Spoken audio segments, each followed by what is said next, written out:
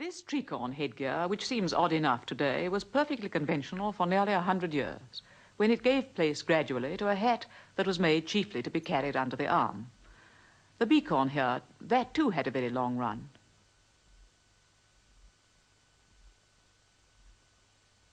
Meanwhile, the top hat was evolving from the protective headgear of hunting gentlemen. It was to become the very emblem of social status. But an 18th century character would be astonished at the well-known 20th century version. A hat like this isn't born in a day. Men are so conservative about their clothing that whatever succeeds in becoming established appears to them the only right and possible thing, almost as if their fashions were ordained in heaven. In the last 200 years, men's fashions have evolved less rapidly than women's. At times, they seem to have become almost stationary. That's an illusion, but the changes are so very slight, they make almost no impression seen from a distance. It was far different in those bygone centuries when men, as well as women, loved their clothes to be noticeable and individual. This brown cloth coat, embroidered richly in silver, gave a young man confidence in 1720. None of his contemporaries would have believed it if you'd told them that all the splendors of the gorgeous peacock man were to descend to this. Shall we concentrate on the tails of these two coats? They'll show us how men's clothes, too, achieve their most drastic changes gradually. First, then, we see the coat heavily skirted with deep pleats at the back.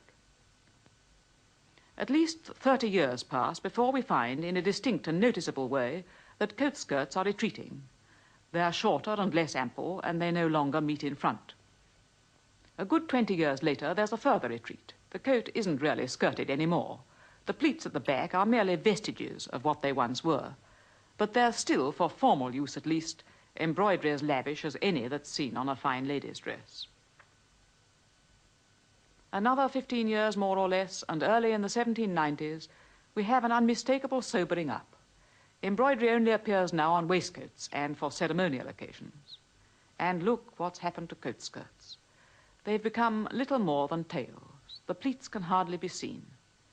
It's one of the quaint features of men's dress that it clings on to remote memories of discarded fashions. One more generation, and the male sex has grown not only sober but sombre. The coat of the 1820s is plain and dark, the tails decked only with buttons that have long been meaningless. Now, since well-established fashions are so difficult to displace, how do we ever manage to get rid of one when we've rung all the changes on it? Here's that crinoline again, another version of it.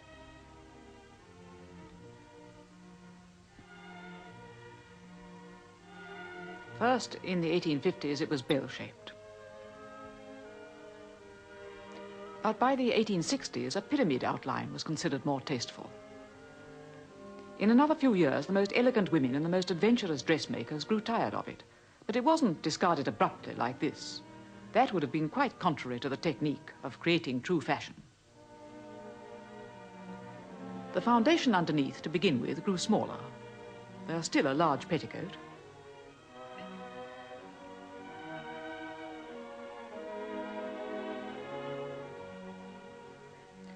What happens is that the fullness of the skirt, which has been a chief feature for scores of years, is gathered up and drawn towards the back, so that by the end of the decade, say 1869, we have a shape like this. From this time forward, for many years, the interest is on the back drapery, which it wasn't a bit polite at that date to call the bustle. The word in use then was crinolet.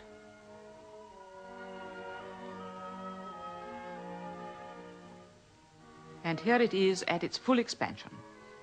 The deflation of the skirt was gradual, but little by little, with the eye focused always on the back view, the idea that a woman could exist without hoops did actually get through. In 1872, there was this. You'll notice the elaboration of the back drapery, which was made still more important by a slight train.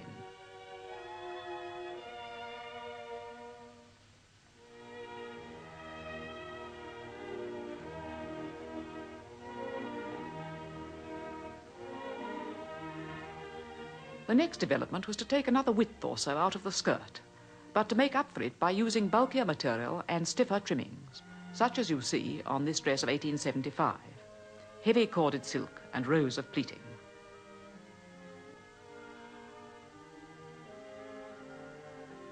It was not till 1878, 10 years after the crinoline first showed distinct signs of being on the wane, that the tie-back dress came in.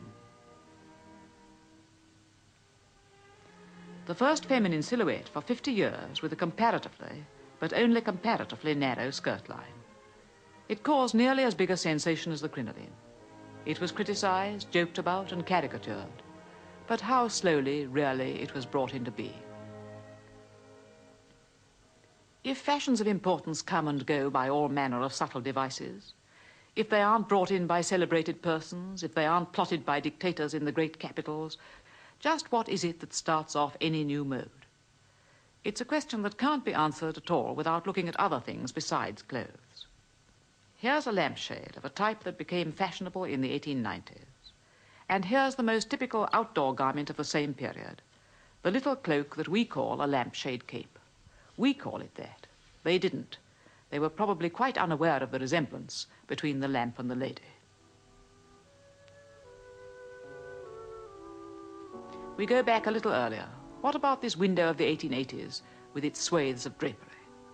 And this dress of 1883. Wouldn't you recognize them at once as things that belong to the same moment of time?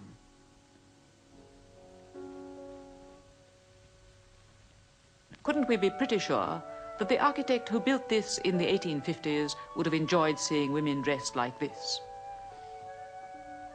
While the designer of that pedestal of a yet earlier generation would have preferred the perpendicular lines of our empire lace dress. In short, fashions in clothes reflect the main trends of taste all round. Taste in furniture, in architecture, in ornament of every kind. They are all linked up.